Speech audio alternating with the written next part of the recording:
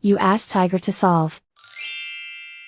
This deals with linear equations with one unknown. The final result is x equals 10. Let's solve it step by step. Simplify the expression. Find the greatest common factor of the numerator and denominator. Factor out and cancel the greatest common factor. Swap sides.